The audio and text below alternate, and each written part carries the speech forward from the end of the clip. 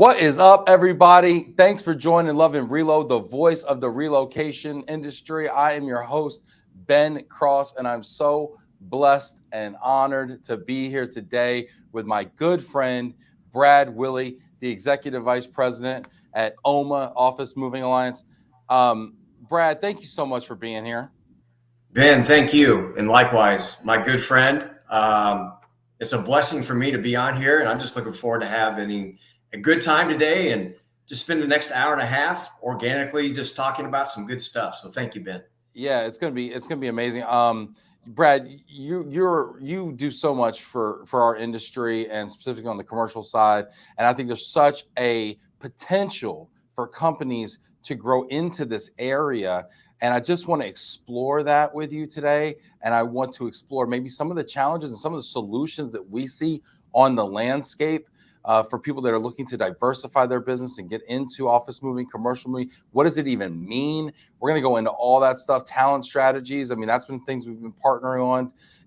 I just can't wait to get into it. But first, let's get everybody involved here. Get in the comments. If you're watching this right now, like it, get in the comments. Check in with us. Let us know who you are, where you are. We got, Adrian checking in here from GLOMO. So glad to hear what you have to say today. Adrian and I are actually overcoming right now a bout with some hot chicken at lunch. So just bear with us. Got to give us some grace here. But yeah, we're just coming back from that. But get in the comments. I want to know what you think about commercial moving, okay? What are you seeing as some of the challenges from a talent standpoint?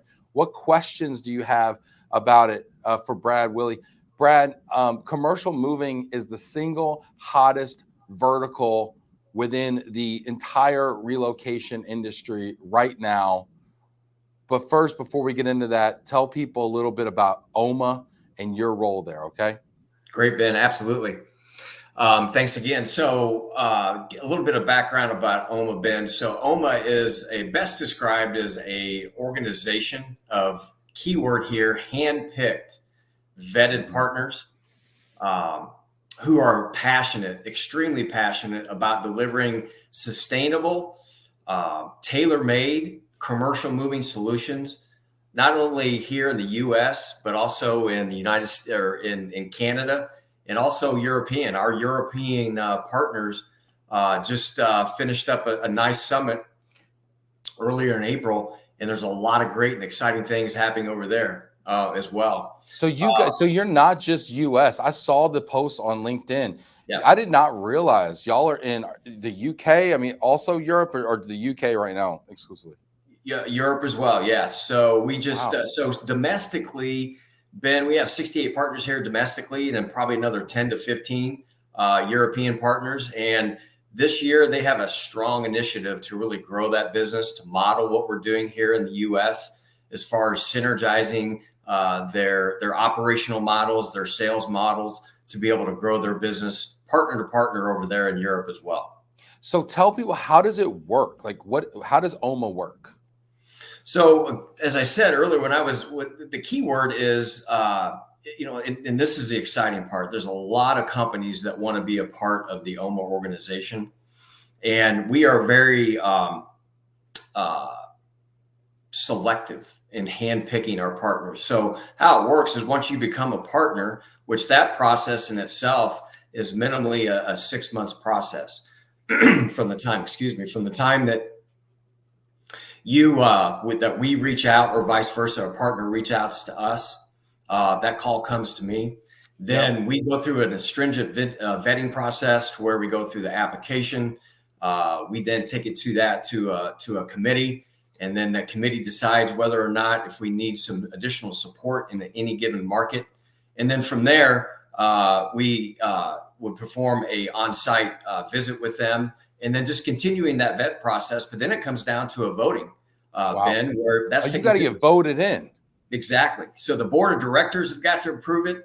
The fully vested members have got to approve it. So this is something that takes time. And since 2007, when a group of selected movers got together and said, look, there's got to be a great way that the four of us, and that's where four partners sat down in 2007 and said, look, let's explore opportunities where we can sit down and share best practices, share business models, share sales strategies, to where we can help grow our businesses outside of our markets. And since then, that 4 in 2007, 17 years later, has grown expeditiously to, like I said, 68 partners here in the U.S. and another 10 to 15, both in Alaska, Canada, and in Europe. And I imagine you probably have a wait list right now. Ben, those, like I said, those emails, that's a great question. Those emails come directly to me, and every day I will get a partner. I will get an email that says, what do I do to become an OMA partner? Yeah. And that's the fun part. Humbly, that's the fun part. Well, and getting to pick best in class providers and Correct. being really proud of the network that you've put together, because I've gotten to know some of these moving companies and they are phenomenal. Mm-hmm. And what I love about them is they're not necessarily the most famous movers, but they are the ones that are most dedicated to the commercial office moving space. Yes. And I think that's really key here, because they're really good at that. I think because a van line agent might do corporate relocation, they might do COD, they might do a little commercial, they might do some military, but kind of a jack of all trades. But what you have curated are folks that specialize in the commercial space. And another thing that I find it interesting as you talk about like 2007, how the 4 agents sat down, it reminds me very much of the old stories of how the van lines were created, like up somewhere in like northern Michigan. They got together on some snowy night and said, hey, we got to swap some tonnage, whatever, right? Yeah. And they got together. But unlike the van line folks, and I'm going to say this, you don't have to say that. I can say whatever I want. It's my show. But unlike the van line folks, when I see your partners posting on LinkedIn, they're so proud of their affiliation. They're so proud of one another. I've never seen more movers post about other movers and how wonderful they are than I've seen with the OMA group. That's why it's best described, Ben, and thank you for recognizing that, because we work hard at 2 components. Number one, you mentioned van line. I grew up in a van line on the household goods side for better part of almost 20 years of my career. And there's one thing that Doug Hollingshead, who's the president, who I report to, and our relationship goes back 11 years. There's one thing that Doug, as the leader of this organization, will say often and many times: we are not a van line, and we will not have a van line mentality. Now, I will say that completely out of no disrespect whatsoever to the van lines. Van lines have great models. We just like to do things a little bit differently. We use different vernacular. We use different best practices. We treat our partners as family, right? What can we do to help you? What can we do to walk alongside you to help you grow your business? Whether it be from an operational challenge or a sales challenge or administrative challenge, but we get in and we get in with our partners, roll up our sleeves on a daily basis. The staff of 22 plus now is what we're up to at OMA. 22 staff members at OMA? 22 staff members. That's a big team. I didn't realize it was that big. Yeah. Yeah. So, again, led by Doug Hollingshead. Doug oversees all of our sales staff. And then underneath that, I get to walk alongside all of our administrative staff, accounting staff, marketing staff, and what have you. But again, we collaboratively work together. And this is all driven by Doug's vision, that we collaboratively work together to ensure that our partners know that we're there to support them. We're not there to beat them over the head. We're not there to drive with an iron fist. What can we do? It's the vernacular we use every day. What can we do, partner, to help you be a better version of yourself today? I love it. I love it. And we're going to dive into some of these things. And I want to learn a little bit more about what you're seeing in the commercial space. I want to know why it's so hot. Jillian's checking in here. Hi, Brad. Looking forward to this episode. You're so knowledgeable and helpful when it comes to the moving industry.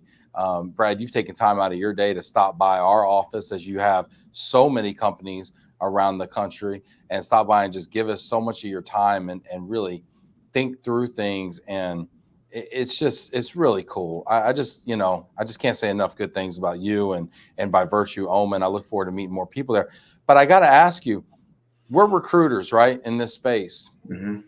And we are seeing, I would say probably 80% it feels like 80%, correct me if I'm wrong, team, out there if you're watching, but it feels like 80% of the job recs that we have right now are for salespeople in the commercial moving space. Why is it so hot right now, Brad? Everything else is cool. COD is cool down, although it's ticking up a little bit. Thank God it's May, right? Here we are.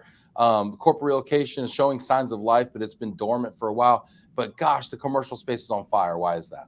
So two things, as you just said, I think a lot of it is especially for those partners of ours or those companies that may not be partners, that the unsustainability of household goods, right?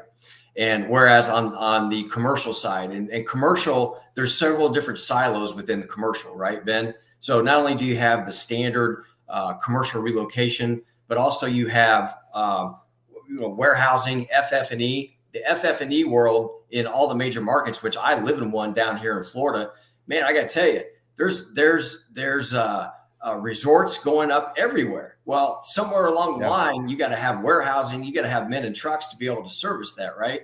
So as consumerism on the commercial side continues to grow, it gives us the opportunity to be able to be a service partner to that market. You know, and it's so funny you say that, right? Because I even saw Disney is building right now. They're building new theme parks.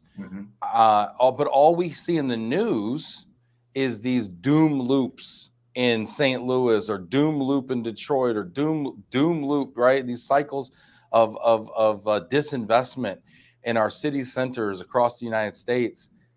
And yet office moving, and I know commercial is not just office moving, and we'll talk about all the different verticals because I think it's important to illustrate that. But it's so hot right now. What's driving that? What are you seeing? Well, there's this thing called COVID, right? We've all been living in that world. What's that? So and I say this humbly on behalf of all the industry, we still can't figure out as a business unit, do we want to go back to work? Do we want to work from home? 1 year it's go back to work, 1 year it's stay from home. 1 minute it's raise up the vertical on the workstations. 1 minute it's take it down. Let's get back to hoteling type of environment. As these undecisive business decisions are being made, hate to say it, but we are the benefactor of that, because again, let's get the employees back in the office. It takes men in trucks, right, to be able to get that done. What have you. So as the uncertainty of COVID, and it's leveled off, right? I don't necessarily, first of all, I don't watch the news. I will be admitted to sharing that, but it's because you're too busy making the news. Over here. But at the end of the day, as the shift continues, downsizing, upsizing, work from home, not work from home, we're the benefactor of that, Ben. Yeah, it's funny. I hear about decommissioning. I hear about recommissioning. I hear about reconfiguring, repurposing. You're 100% right, and it does feel like folks are coming back in the office, and workspaces are being repurposed and changed and reconfigured, and it's so cool to see. But it's not just offices, despite the the name of OMA, the O being for office. Traditionally, we always heard O&I, office and industrial. But tell us more about the other verticals that your member companies are really making hay in right now. So a lot of opportunities. Regardless of what we see in the news, we're still consumers, right? We're still consuming a lot of stuff. Wouldn't you say that, Ben? Oh yeah, I'm buying. I got an Amazon. I'll bet you dollars to donuts right now. I get home, there's an Amazon box on my porch right now. Yeah, we're still consuming away, regardless of what we see in the news. We're still consuming away. So there's a tremendous opportunity for final mile delivery, right? So a lot final of our mile. Tell people about final mile. What that's all about. Final mile delivery. As soon as that's shipped from the manufacturer, once again, it needs to get into a home, right? Or it needs to get to an office. So what our partner, and this goes back to what the question you were just asking earlier, for these organizations that have only been household goods all their, for the majority of their career, right? They're starting to read and understand, I have warehouses, I have trucks, I have drivers, I have movers, I have installers. Why don't I why don't I join the opportunity to learn a different side of the business where the principalities are still the same, but it's much easier to load a straight truck of 8 pallets full of FF&E, furniture, fixture, or exhibits, and either take them to a new Starbucks, because there's still a Starbucks opening, right, Ben? Yeah, I mean, last I checked, I was having some Starbucks. So as you continue to see the growth, depending upon what city you're in, what market you're in, there's always that opportunity. Whenever you see a new building go up, you've got to be able to think, how's that product going to get there? And this is where, how's that product going to get there? Your mind as a sales rep or as a principal of your organization, you've got to be able to say, I can handle that. I've got a warehouse. I've got a crew. I can tailgate that delivery. But even sometimes within that tailgate, it also may include some installation as well. So the final mile delivery, you can hit so many different sectors. And again, depending upon where you are in the U.S., if there's an extreme amount of home building still going on, right? We have partners that do final mile delivery for kitchen cabinets, right? They'll receive, I came from that world. Doug and I came from that world where we would receive tens of thousands of cabinets, store them, break bulk them, turn around and have 8 trucks a day, deliver them out to the site. There's an opportunity for your trucks to be able to keep moving if you diversify your product mix. It's so true. And I love everything you're saying here.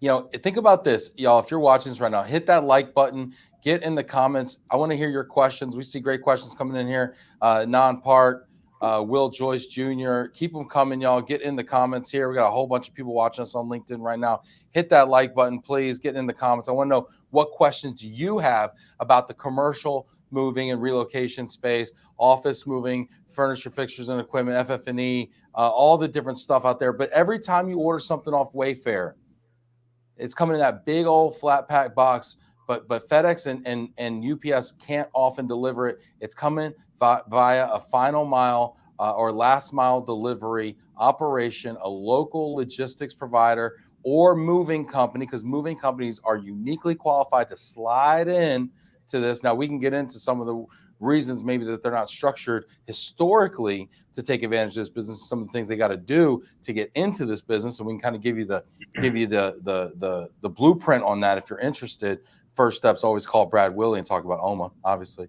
But there's so much opportunity out here. Get in the comments. I want to hear what questions you have. Hit that like button. We got people here asking questions, Brad, and making comments here.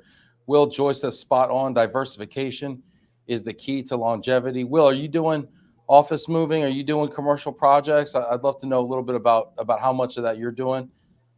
Nan says, undecided models of office work created a lot of opportunities for the industry. I view it as a period for all of us to not sure where we want to a new trend emerges, and new trends are emerging faster than ever. And they all need reconfigure. I walked into a KFC the other day. I didn't even recognize it. They overhauled the whole place. It's all trendy and hipstery and like cool. And the Colonel's got like a little extra handlebar to his mustache, That's and right. I'm like, you know what I mean? But all that FF&E came from a local logistics provider. It might have been a moving company. Nan says, remember the WeWork hype until it didn't work? That was one of the examples of us not knowing what sustainable model we actually wanted. And all of this plussing up, plussing down, changing around is all done by movers in the office space business. I was over at a happy hour for an industry event a couple of days ago, and I was actually talking about some of your OMA partners and how they were hiring like gangbusters right now in the Dallas market. And they're like, what's that about? I was like, commercial office moving, dude. It's like, it's the bomb. Like it pays better than any other job also in the space. And they're like, what do you mean? I said, look right there. You see those 3 shells of a building that are about 8, 9, 10 stories high that are just concrete right now. They're getting finished out as we speak. Those are going to be filled with furniture, cubicles, fixtures within 6 months. If you're smart and industrious, you go over there and figure out who's making the decision on that, and you got yourself a, several $100,000 project right there. Exactly. Yeah, you have to think outside the box, Ben. And this is, you and I have talked about this.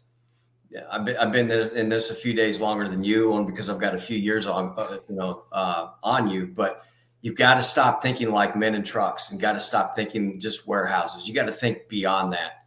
We have so many of our partners, and OMA being one of them. Shoot, there's nothing that we can't do. You need warehouse racking, we do that. You need construction services, we do that. You need painting services, electrical services, we do that. So the men in trucks mentality, as I said earlier, that's step one. Step two, as you continue to diversify that and get into other sectors and become the easy button to your client. And Ben, you understood that. That's why you were so successful as a national account sales rep in the household good industry, because you could say yes to be able to not only handle their household goods, you could handle their crating, you could handle their auto relocation, you could handle all of that, right? The same principalities apply on the commercial side. Yes, we can. We have partners that can help you with that. And there's a tremendous revenue opportunity for you to be able to grow your organization in that manner. Yeah, love it. Yeah, and Annie's giving you some shout out there. She says, Brad, when you explain the moving industry, it's so easy to understand. It's very refreshing compared to the lingo I usually see when companies explain their moving services. Do we make it too complex? Do we make it too hard sometimes? We do, Ben. Now, and thank you, Andy, for saying that's very kind of you. Here's my latest elevator speech. This is year 37 for me. I started out on the trucks when I was 16. I've just finally realized over the past several years in finding my purpose in life is I'm in the people business and we move stuff from point A to point B. It's literally that simple. People do business with people. Companies do business with companies. Potential employees go to work for good employers. We are in the people business that moves stuff from point A to point B. Don't overthink it. It's not hard. Just have the confidence to go after it. Let's talk about the people part, because you're right. We're people moving people over here, okay? And sometimes they're desks and chairs. Will Joyce says in Florida, it's our secondary mix. Been interested for a long while about learning more. Will, you're in the right place, because between Brad and I, we got to figure it out, buddy. And Will Joyce Van Lines, one of the top independent van lines in the country, does a ton of corporate relocation work. They moved the first military shipment for the Home Safe GHC, and phenomenal organization. Highly recommend them. But let's talk about the people piece, because we can't do this without people, at least not yet, not for the foreseeable future. So how are OMA members dealing with the talent crunch that I keep hearing about? What are the challenges around talent? Great question. And some of our partners are thinking outside the box. One in particular has a joint venture with, and I want to keep this a bit vague if you don't mind, but outside of the United States, to work alongside that country to vet the individuals, work alongside their Congress, if you will. And I want to make this abundantly clear that everything is above board as far as how they are able to bring that in, bring that additional resources in here to work in the United States. And it's a minimum 2-year commitment. You know what? I love what you're talking about here. And I've been hearing about this, the really smart moving companies. And there's some, in the DC market that do this, some in the Texas market that do this. I've seen several that are using the visa process. And you're right, it's all legal, right? And non-park there from USI Law, by the way. USI Law, phenomenal company that does visa and immigration for the corporate space, business immigration stuff. We should talk about this. There's a real opportunity in the moving industry to help us access this peak capacity labor to be able to scale, quickly and repeatedly. Like to Brad's point, these are folks that come back every year. I mean, it's nothing different than the hospitality industry in Florida, who rely on folks, say, from the Caribbean or whatever, to come and support, and they're wonderful people, right? And support the tourism industry.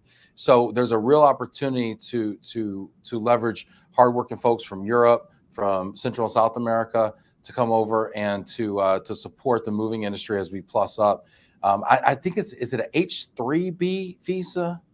I believe it is. That sounds right. Not 100%. Non-park. Let me know if you're out there, because USI Law knows everything about visas. So, but tell us a little bit how many folks do they typically bring in, and where do they house them? Like, you don't have to name the company or even the geography, but give us an idea of the strategy a little bit.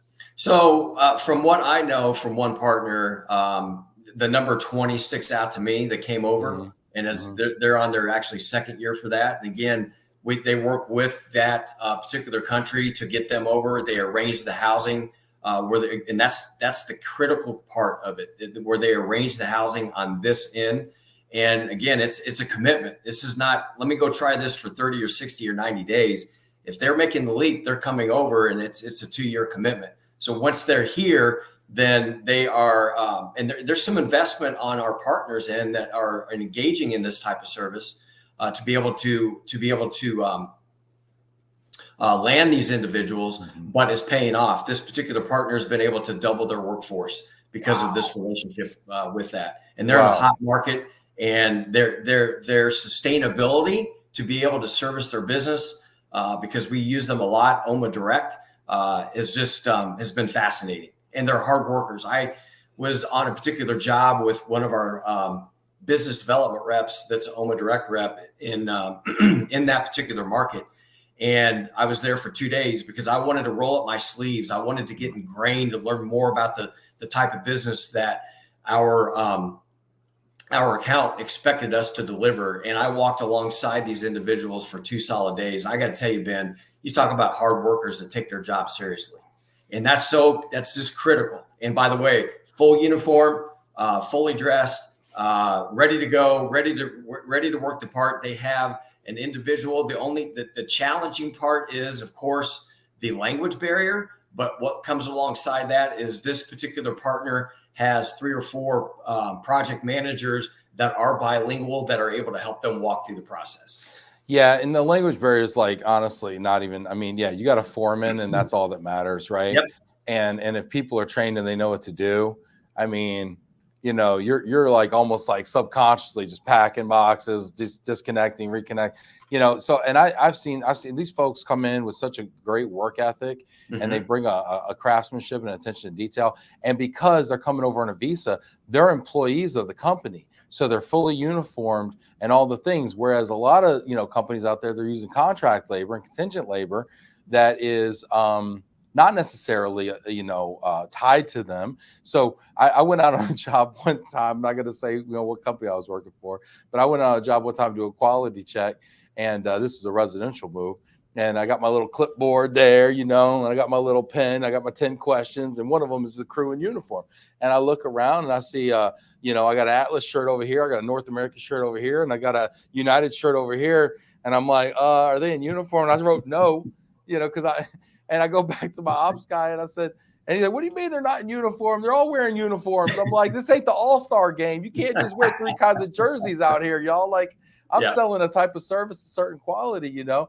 And so I love hearing the stories about how folks are, how you and the OMA members are ensuring this level of quality and the standard here. Hit that like button, get in here with comments, questions about this. I'm going to talk about more long-term talent solutions as well.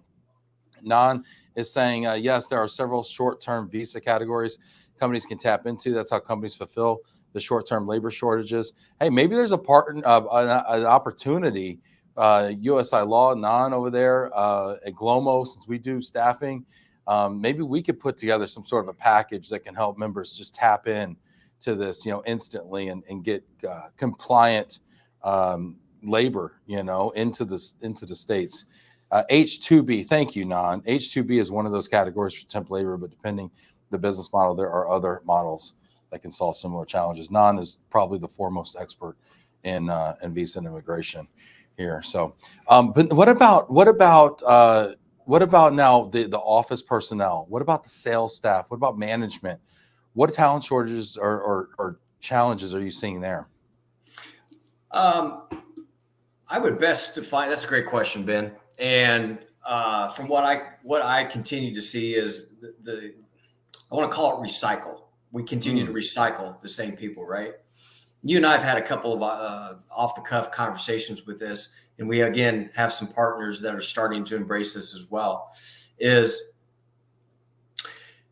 Our industry is not what I'm going to call a flashy. There's a different word I could have used, but Spirit put a better word for me and said it's flashy. It's not a flashy industry, right? I want to grow up. I want to be a mover, or I want to be a sales rep for a moving company, right? So we've not done a real good job at that over the last 10 years. And because of that, we're starting to see the downfall of that. So there's a couple of different components. And when I get to walk alongside a principal of a partner or a GM who is responsible for developing talent, bringing up talent, one of the I just share stories of one of the things I used to do when I was a GM in this industry for 20 years, both on the household goods side and on the commercial side. Find a young talent that you bring in the door that may not have the industry experience, and start them out on the trucks. And, you know, I can think of 5 people of examples that are sitting in positions throughout the US that I got to walk alongside with in my career that started out as a mover that's now in a leadership role. We have a partner in Alabama that has a well-defined process that when you come in as a new employee of their organization and you start out as a mover, they have a 2-year trajectory that you could be a GM in that organization. Oh, wow. If you follow the standards, if you follow the game plan. So number one, Ben, to answer your question, we got to think outside the box, which is the theme of this conversation. You've got to be able to bring in people, because again, we're in the people business, identify their skill set, identify their character, identify their integrity, and then we can teach them the industry. Again, we put stuff on the back of trucks and move it from point A to point B. It's not hard.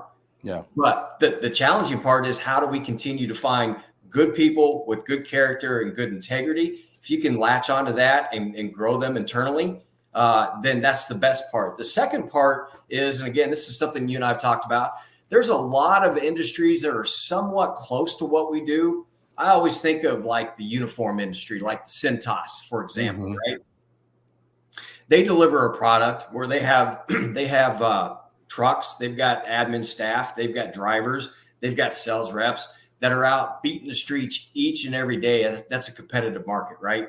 To either sell a uniform or sell a cup of coffee or whatever it is that they're trying to do. But I can tell you, from a business development standpoint, they know how to hunt for business. Yep. So let's go after some of those opportunities, right?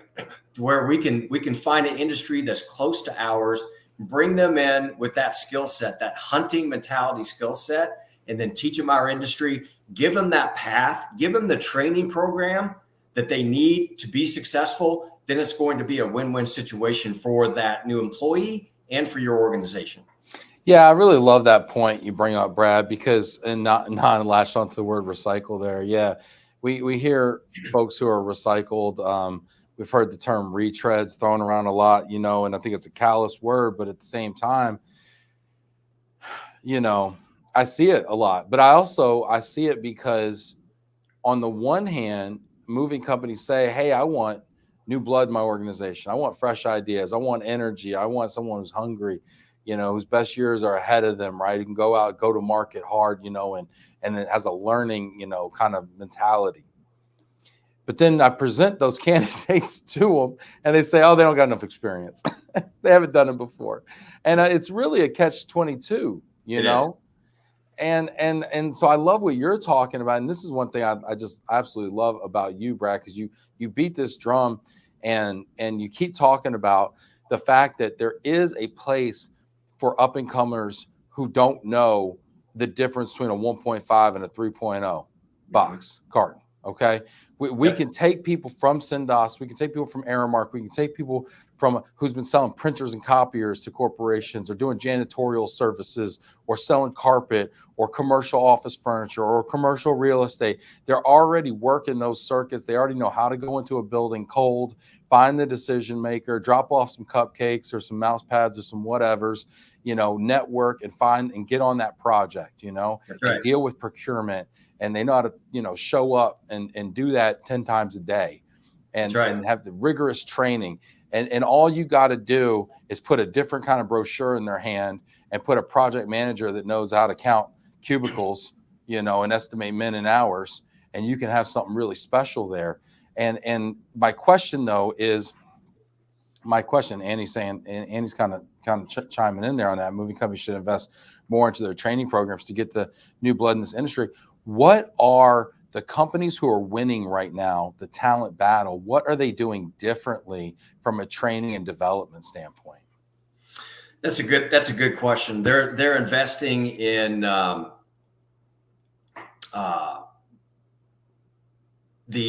what I'll just say. There's two components to that. Number one, they've developed them themselves. I think of JK. I'm going to give a shout out to JK. Yeah, I was just at their organization last month, and you talk about an organization that just, from the time you pull in their parking lot until you walk through 300,000 square foot warehouse and tour the whole facility, they have a training and a process for everything. So it starts internally, to be able to have somebody on staff that's what their job is, which I know they have multiple people on staff that's what their job is, whether it be a sales trainer, or whether it be a packing trainer, or a driver trainer, or an admin trainer, right? So you have to have the infrastructure in-house to be able to do that. If you don't, then there are other resources out there in our industry, commercial resources, that you can learn the industry. One of the, and I of all these years, I've never met Ed, but Ed Katz is a great resource with his IOMI training, right? There's a lot. Shout out to Ed Katz. We've had Ed Katz on the show just this year. So IOMI certification. It's a good place to start. So that's a great source for those organizations that may not have that internal infrastructure to be able to be able to teach the not only the operational side of things, but the sales side of things. But those that are winning, Ben, they're in investment mode right now, and they're investing in their people. So here we are talking about the people business again.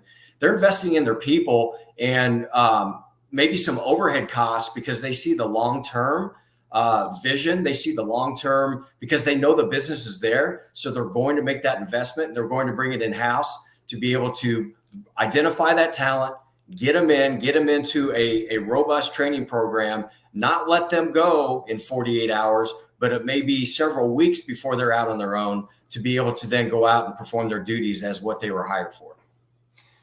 Yeah, that's a great point. If I would say, if you are blessed enough to be able to get into OMA, first of all, hire salespeople that are used to high activity environments, like a Centos, who come from amazing corporate training environments, know how to use a CRM, are used to making 10 in-person calls a day where they're dropping off, literature and collateral, who understand, procurement and contracting and negotiating and things like that.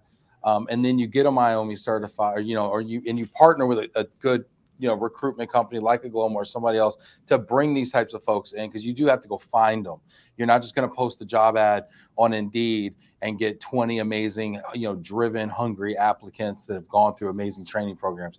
You need someone to go out and find that talent and sell them on commercial moving, because to your point, commercial moving, it ain't flashy. It ain't the thing that everyone grew up and said. The commercial real estate maybe, but people don't grow up and say, hey, I want to be a commercial mover. But you got to show them, hey, you can make good six figures doing this. You can make a lot of money. In fact, the highest compensated people I know in the moving industry, the top 3 out of the top 4 are commercial movers, primarily salespeople. I mean, big bucks, mega bucks, crazy bucks, silly money.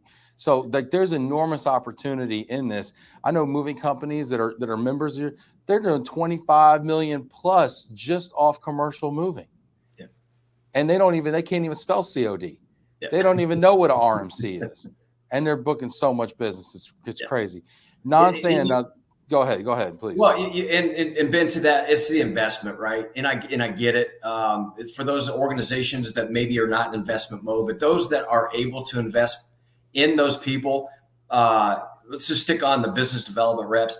It's minimum 12 months, 12 to 24 months. A lot of the partners are understanding it's 12 to 24 month cycle Is that long? Okay. To be able to get out and develop those relationships, to be able to network not only within their market, but where a lot of growth within our OMA partner alliance is continuing to grow is the national account work. Is they realize that in order to really gain the exponential growth that's out there, you've got to be able to not only sell in your backyard, but you've got to be able to sell on a national basis. I'll give you one example. It's a good friend of mine. Again, I'm going to keep it confidential. He came from Tyson Chicken, Ben. Tyson. Good chicken. Chicken. It's good chicken though. Great chicken. Love it. Right. And became one of the best furniture salesperson that I've ever seen. And how did he get that opportunity though? How did he even get to an at bat though? A friend of a friend that was in the industry, bought him into the industry, gave him the necessary tools of training, the EdCats training. But there's one thing that individual had innately that you can't teach. He still is an inbred hunter. He knows how to hunt for business. He'll go out, hunt it, kill it. And now this is the key part to growth within your organization. And it's investment on the front end. But this is what we went through in Indianapolis back in 13, 14, and 15 by investing in the additional administrative staff to bring them on board while 3 hunters were out hunting for new business. You got to let them turn that file in, turn that project in so they can do what, Ben? Go out and find the next hunt some more. That's right. You can't go hunt it, cook it, serve it up, clean the dishes. You can't find, and I can tell you why there's such a turnover, why there's so much recycling. You do find a good hunter. You bring a hunter in and you duct tape or shrink wrap, just to use our terminology, material within our industry. You shrink wrap their wings because you're going to have them project manage or customer service or dispatch those jobs or take care of the problems afterwards. You're going to lose them quickly. I'm just envisioning a duck with shrunk wrap wings. A shrunk wrap dog don't hunt. That's right. That's right. Yeah. Andy, we're having fun out here. Hit that like button. Get in the comments here. We got people checking in here. Krista Moore saying, "What's up? What's up, Krista?" Non saying people's willingness to recycle might be part of the problem, but it's also companies' willingness to reskill people. And let's be honest. I mean, most moving companies are small businesses, and these are problems that are inherent in small businesses where things like training and development are just not focal points. You're not training constantly. It's not like you go to a Big 4 accounting firm and you got a new class every week and you got a syllabus and whatnot. You train a new person once a quarter, maybe, and so they're just not accustomed. It's not a training environment, So I understand that, but there are sources of training. You can put together a training and development stack that includes an OMA, it includes an IOMI, it includes, a talent partner probably. There's also opportunities. I've heard OMA partners have actually sent their salespeople to another OMA partner to shadow them. Yes. And get some of their culture and training going on. Have you seen that effectively done? 100%. Just witnessed that this week. A partner, I'm going to keep it vague. A partner on the East Coast sent a partner to, or sent their sales rep to the Midwest. That Midwest partner is a relatively new partner, Ben. Great partner, great salt of the earth ownership, and brought this East Coast in and said, "Look, come in and spend a day with my new business development rep because I've seen you, I've watched you on LinkedIn, I see your activity. Help me help us grow." And that's just, again, the willingness and the type of culture that the OMA partners have within. It's not like this. I'm not going to share anything, right? Yeah. I'm going to keep it here. We're all going to be successful together. And that's because you're selling in Dallas and I'm in Detroit. Yep. And hopefully when you get a job up here, you're going to send it my way. So I'm kind of also marketing. I'm hoping to make you stronger because you're the kicking team and I'm the receiving team on that deal. I love the collaboration. It's fantastic. It's collaboration by choice. It's not forced. It's because it's good for everybody. And it's just a testament to the nature of the folks that you bring in to the association there that you have. Annie's saying invest in your people for an entry-level position. The person does not need to have 2 to 5 years of experience. You just need soft skills, the soft skills. Yeah, I mean, it's a good point. Annie's actually got a question here because Annie's been learning the commercial moving space as we've all been taking a deeper dive because, again, it's 8 out of 10 jobs that we have right now. It feels like are commercial sales jobs, and half of those are probably for OMA partners, if not more. Annie's saying, how do workers, and I think she really means salespeople, in the commercial space acquire and service national accounts?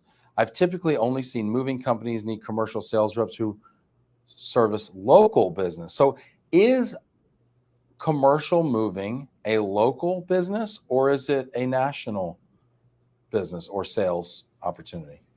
How about I answer that yes and yes? I don't know if we got enough time. No, we're going to. I'm just kidding. Go ahead. I'll say, I'll make it. Ben, no, go for it. Go get deep into it because I think it's important to understand. This is so easy. And Ben, you did the same thing in household goods because I know I did the same thing in household goods. When I went from a COD rep to a national account rep, which I was a mediocre salesperson at best, right? But this is not about me. It's as simple as this. You're on the local level, you're in your local market, and you just service a office move, right? You ask one question. Hey, we just did a bang up job for you in this job in Sarasota, Florida. I have a question. Do you have any other offices outside of Sarasota? Well, actually we do. We have 4 others, but why do you ask that question? You know, you're here in Sarasota. Well, actually what we can do is provide the same level of continuity service to you in Los Angeles, in Indianapolis, Indiana, in Detroit, Michigan. And let me introduce you and tell you how we're going to do that. And that's through our OMA Alliance. So it's literally as simple as asking that question. I know it works. I can think back. I will always remember this sales call back in Indianapolis, whatever year it was. It makes no difference. I was a heck of a lot younger, but I kept getting these. Remember the old fax letter? Well, no, you don't remember faxes, Ben. You're too young. I'm familiar with the concept. Yeah, I used to get a fax letter of authorization from Lynn Television out of Indianapolis, and I kept getting it. I get one and I get the other. So finally, I just thought, well, wait a minute. I'm moving this person to Indianapolis. I'm moving this from this individual from Indianapolis. Why can't I handle all this? So I asked the question, you guys are a TV station. You're moving news anchors all over. I can be that one. I can be your easy button to be able to facilitate that. And you get to deal with Brad Willy and I will take care of all the work for you. How does that sound? Well, they didn't buy because of that. The funny part of it is the reason why they bought from me, I will always remember this day. It was on December 23rd, Indianapolis, Indiana. The HR rep was in town because they were based out of Danbury, Connecticut. Okay. I got to the meeting and she completely forgot about the meeting. And I literally sat in the lobby for 2.5 hours waiting for her to come down. She finally came down. She says, well, what are you doing here? Moral of the story is I ended up getting the business because of the 2.5 hour wait. But she felt guilty. She felt guilty. But at the end of the day, Ben, to answer your question and answer Annie's question, you've got to ask the question. You've got to ask that question. Where else do you have offices? What else can we do? Because I can service your project no matter if it's in my backyard or anywhere else here in the United States. I was literally on a call today with an OMA member and an RMC, and they were talking about corporate relocation. And at the end, we were just kind of chatting, and they were showing them pictures of their work, and there was a lot of office moving in the pictures. And I said to the RMC, you ever get any clients that do a group move and they move their whole headquarters? And she's like, well, actually, it's funny you should say that. We literally just got an RFP. They asked us if we wanted to be included in their RFP for their headquarters move. And we didn't really know what to do with that. And he wasn't even in the markets that they were going. It was going up in the Northeast and they were in like a different part of the country. And he's like, yeah, I can do that. We do it all the time. We do it through our OMA partnership. Yes. And they're like, well, in that case, I'll include you on the RFP. There you go. It's just crazy. And now that they're partnering with this RMC on this RFP, and the RMC's already an approved vendor. They've already done business. They have amazing relationships with the corporation. They have kind of they've jumped into the inside track now through the partnership. So I've seen it. I saw it today. That's how often it's happening. That's right. Yeah, it's wild. It's wild how much business can be had. Hit that like button. Get in the comments. It's so fun to talk about business that's growing, opportunities that are booming, that are on the upswing right now, when so much of the news we're hearing right now is negative and about contraction and consolidation. And that's very much the case. But one of my favorite books is Blue Ocean Strategy. And it says, avoid the bloody shark-infested waters of competition and go off into the blue oceans where you could swim free and feast, right? And I'm not saying it's that easy, because there's players out here in this office moving space, but it truly is, to me, the office, the commercial, the FF&E, the hospitality projects, when the Hilton's renovating all their rooms and they're going more chic and upscale, and they're getting rid of all the brown wood and they're putting in the gray wood or whatever, that is all opportunity for a Minute Trucks operation out there to get involved. And it's opportunity for move management companies. It's opportunity for, there's people out there, furniture sale. There's people out there, there's moving companies that are buying, commercial furniture, divisions and things like that.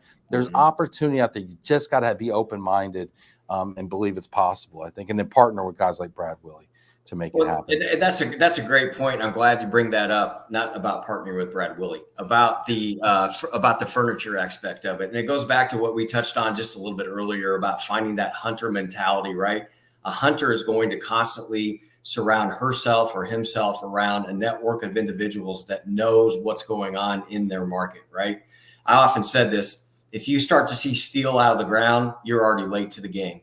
So how do you find that before you start seeing steel out of the ground? Get into a networking event, get into the IFMAs, the BOMAs, the crews, all of those networking opportunities that are surrounded by commercial real estate experts, that are surrounded by construction experts. Here's the key: find a good furniture dealer in your market that sells a whole lot of new or used furniture, sells a whole lot of furniture. Because the first thing a company is going to do when they know they're either at their lease, end of the lease, or if they're going to expand or contract or whatever it may be, they're going to the furniture companies. Because why? That's at least it could be a 6 months process.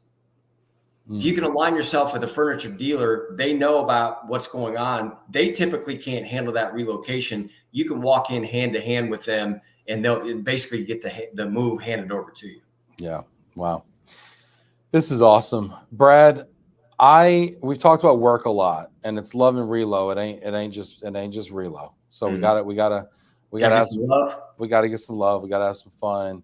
And I've really enjoyed getting to know you. So let's let everybody kind of get to know you a little bit. You want to play a little bit of a game with me, Brad? I'm up for it. Let's do it. All right. We got a segment that we used to do all the time that I'm bringing back because I love it. I love your top five here. So let's play a little segment we got called Top Five here. Okay. Okay. Let's get into our top five. Brad's top five Morgan Freeman movies. Okay. Brad's top five Morgan Freeman movies. We're going to go in reverse order here. Don't worry, Brad. It'll be on the screen. You got your specs on. Should be fine. Let's see here. Number five, Brad. Bruce Almighty. Bruce Almighty. I wasn't a real big fan of I think it was Jim Carrey, right? Yeah, it's in that movie, right? Mm-hmm.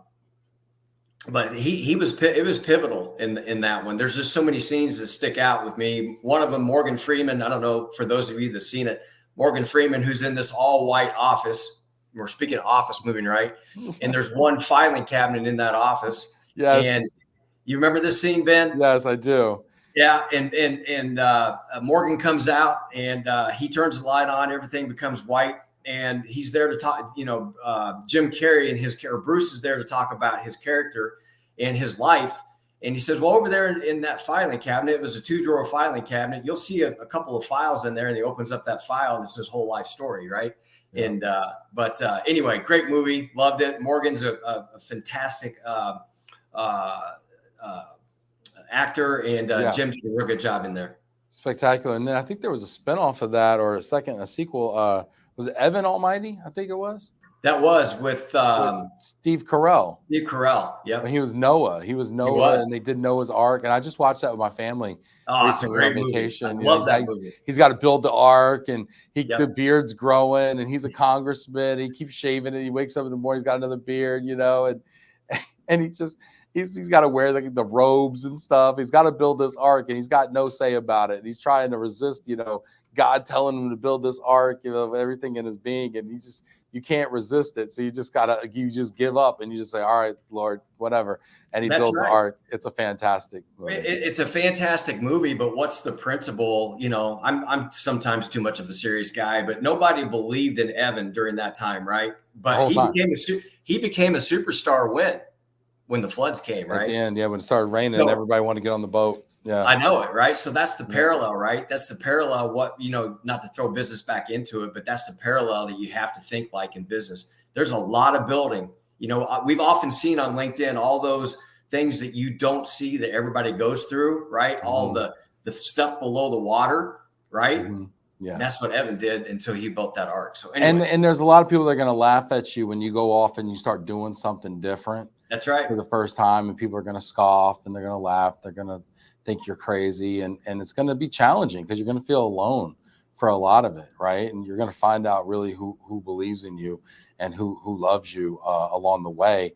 So it's kind of a blessing in that regard. And then you turn out to be right and successful, and it's blessed. And then people say, "Oh, I always knew you were going to be a success. Yeah. I always knew you had it in you." Yeah. Oh, I've been watching this whole time. I've been so proud of you. It's like, where were you? Yeah. Anyway, sorry, too soon. All right, number 4. Lean on Me. What a great movie. Ben, you're a rapper. You know that song, right? You're a rapper. You're a rapper. Come on, man, sing it to me, right? I'm a rapper. Yeah. No, that's another great movie where Morgan plays the principal, if you remember. What did he do? He ended up changing the culture of that school, right? To just the worst part of the city, the worst. This is an old one. This is 1989. I had to look this up. I was 7 when this came out. So I don't know about this. No, if you've not seen it, please go watch it. Again, a great movie, but every good movie has a good story behind it. And what Morgan Freeman did, he transformed lives. He transformed children. He helped put families back together. Just a great, great movie. Love it. Yeah, this is cool. This I feel like this inspired like a whole genre of these types of movies. But this one was like kind of one of the originals. And this is good. This is good. I'm checking it out. I'll have to watch that one. Elena Anderson. Hey, shout out to Elena saying now I have to find and watch the Evan Almighty movie. Yeah, for sure. Ross Tanner, great episode, guys. The OMA network is strong and thriving. Keep thinking outside the box. Love it. Thank you. Hit that like button. Get in the comments. Let us know if you've seen any of these movies, or let us know. Hey, are we missing a movie? Because Morgan Freeman's got to be one of the most prolific actors of our lifetime. Mm-hmm. Let us know if we're missing something or something needs to be in there. Number 3. Number 3, the bucket list. The bucket list. Have you seen that one, Ben? Is that the one with the old guys and they're like traveling across the country and trying to do stuff? With Jack Nicholson, is that his name? Yeah, this is like that Old Dogs movie too, I think. No, I think I've seen it. No, I don't think I've seen this one. 2007 comedy adventure. Great again. Great. It's a comedy, it's an adventure, but again, as I always look at what the core of the movie is, live today like it was your last one. And that doesn't mean you start living when you're 80-some years old. That means live. This is what I'm telling our 27, soon to be 28, and soon to be 25-year-old young men that are out on their own, thriving on their own. Live today like it was your last day. Live today like to the fullest. Don't live with any regrets. all kinds of stuff out there. There's some great books about this, but at the end of the day, they didn't start living until the last year of their life, and unfortunately they passed away. Look, at the end of the day, none of us know how long we're going to be on this earth. But at the end of the day, when we live a fulfilled life, most of all, while we're giving to others, lifting others up, the blessings come back. We live our life to the fullest, and then that's the most fulfilling way you can live. Yeah, I agree. You know, it's people think this is really, people don't like it when I say this, but I think about dying all the time. I think about dying because it helps me appreciate. You know, I think I kind of put myself in that. I play like a mental game with myself. I kind of put myself in that perspective of, imagine death was imminent. Imagine you're gonna, how would you live differently? And I think we do a lot of things differently. That's right. I think we take a lot of extra moments to. I think we make a lot of ordinary moments count a lot more, and we'd share a lot more of ourselves, and we'd dig deeper. We'd be less superficial, and we dig into not how's your day going, but how's it really going? What's really happening in your life, And I think we'd share a lot more, and I share a lot. I get deep quick with people, but that's just from that mentality. I love that, Ben. I just had a conversation with a great group of men Tuesday night about that very question, and this is a challenge I'll put out to yourself. Instead of asking somebody, "Hey, Ben, how you doing?" Oh man, he's going to ask me. I know that every time. Yeah, I'm doing good. Well, no, how are you really doing, right? Mm-hmm. Exchange that with, tell me something good that's going on in your life, Ben Cross. Tell me something good. And that takes a positive spin on that relationship. And when you can do that, not only from a personal standpoint, do that with your staff. Do that with your client. That's how you build relationships, because we're in the relationship business. Yeah, I love it. Yeah, we start off every morning with our wins. Yeah. We do a staff meeting every morning. We start with, sharing our wins for the day, and sometimes it's hard, and sometimes we can't recall one. But it forces us to dig into it and find something to celebrate every morning to start. Very cool. Let's keep it moving here. Number two, $1 million baby. Uh-oh. Seen it? Put baby in a corner. It's been a while. Isn't that where that saying came from? Nobody puts baby in a corner or something like that? I thought it was with Hillary Swank. With Hillary Swank, but don't put baby in the corners from oh, come on. I can see it. Patrick Swayze. Oh, you're right. Dirty Dancing, was it? Dirty Dancing. Don't put baby in the corner.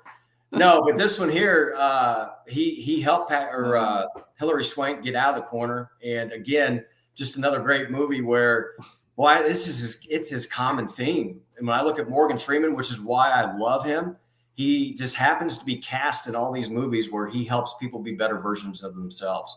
And what he did with Hillary Swank's character in that, man, what a victory in the end. What's funny is you're so right, because actors talk about not being typecast, right? Like, oh, I don't want to just be one type of person, although you could argue Tom Hanks is like the same character in just different circumstances every movie.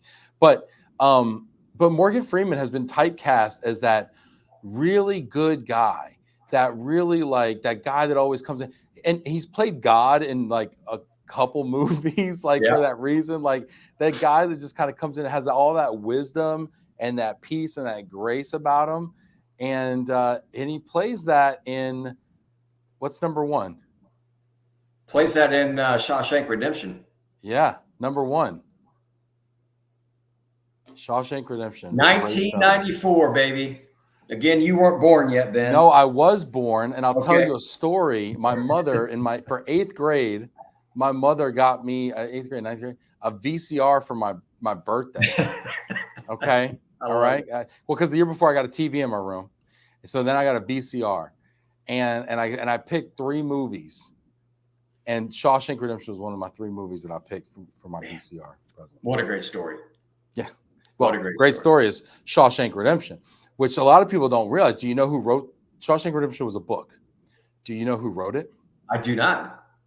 This will blow your mind. Stephen King. No way. Stephen King wrote it. And it was part of a 4-part anthology called The 4 Seasons, I think, or The Seasons, something like that. And it was winter, So each story was a season. It was winter, and it was originally called Rita Hayworth and the Shawshank Redemption. No kidding. I had no idea. Yeah, great, good book. One of the few movies that might have been better than the book. Okay. Because the book was a short story, and Yeah. they made a long movie about it. Phenomenal. But why did you love this movie so much? A couple of things. Again, the character that Morgan played he was an advocate for everybody in the prison, right? Of course, he took Andy Dufresne underneath his wing. That's right. You talk about somebody that's perseverance, somebody that chipped away at concrete for I forget how many years. Would have taken 8-9 years or whatever it was, and put the concrete in the cuff of his pants, and every day went out and put it in the yard. But at the end of the day, I just the way that Morgan was the advocate I can still picture it as many times as I've seen it, whether it be at the cafeteria table, whether it be at the library, whether it be on the basketball court, whatever else. He just helped bring out the best in people. Mm-hmm. Yeah. And I think that's why I love Morgan Freeman. From what I know of him, of course, there may be some naysayers out there, and maybe there's some dirt on him that I don't know, Ben. Well, there's dirt on all of us, right? There's dirt on all of us, right? We're all human beings. And that's the thing. And I think sometimes we fall into this sinner saint dichotomy, right? Where we put somebody on a pedestal and we say, oh, this guy could play God in every movie because he's that type of dude. And then, we find out blah, and all of a sudden we crucify them, because they're not who we thought they were and who we made them out to be. But I agree. Morgan Freeman's characters are just absolutely phenomenal. And when he gets out and he's been institutionalized and he goes to Zihuatanejo, Mexico, it's just so stinking good. What a movie, Love it. Elena's saying that's a good top 5. Brad reminded me of some great stories. I might have to go watch Shawshank. Thanks, Elena. Brad, this has been wonderful. Do you want to leave us maybe with just a final thought before we depart today? Final thought. I'm going to stay on the theme of what we talked about towards the end. All of us have been that Andy Dufresne, right? All of us have been in locked up for murder. Something, right? Makes no difference what it is, right? All of us are dealing with something. I raise my hand. I've dealt with a lot in my life. Don't build your life upon what may have happened to you or what you self-inflicted upon yourself at any given period of time in your life. Life is too short, right? One of the things that we didn't get to, which is fine. Maybe this is where I can just fit it in, is find good people like Ben Crosses of the world. Find a good coach, a good mentor in your life, right? That you trust, that you communicate with, which those are the two components of OMA. Our core values are trust and communication. But find that advocate, find that mentor, find that person in your life. You are not meant to do life alone. You are not meant to do life alone. There's all kinds of crazy stuff that you see on TV right now that's going on. Stay away from it, right? But surround yourself with good environment, with good cultures, with good people that will help you be better versions of yourself in everything that you do. If you happen to be in this industry for what we do every day of putting stuff on the back of the trucks and moving it from point A to point B, surround yourself with good people, develop relationships, develop a community. And then I challenge you, and this is my last part, I would say, is be the light. Be the light today. Be the light as soon as you get off this podcast today in somebody's life that they may need a phone call. They may need a text. They may need just to hear your voice, whatever else it may be. Go out and be the light, because we live in a very dark world. Go out and be the light today. That's what I encourage you to do. Oh man, that's powerful. I love that call to action. Brad, I love it. I told my son as I was leaving today, he had some trouble at school. He's 5. He's turned 6 this month. And I gave him a kiss on the forehead. I told him I love him. I pointed to his heart. I said, there's a light in there. I said, let it shine today. And if you have problems, know that Dad loves you. Amen. And we all have that light in us, right? That's right. We just got to let it shine. Don't let other people block it out, because they're going to try to damp your light down because your light's intimidating to them too. So just let it shine. Just go be the light. Yeah. I love it, Brad. Hey, Brad Willy, OMA, thank you so much for being here. Really appreciate it. Thanks to everybody who tuned in today. Hit that like button one more time. Give Brad a virtual round of applause here on the LinkedIn. And if you're not a member yet of OMA, reach out to Brad, see how you can partner, potentially get on the wait list, do something. Thank you, Brad. Appreciate you. Thank you, Ben. It's been a pleasure. I knew it would be. Thank you very much. It was an honor to be on here with you. Thank you very much. Thank you.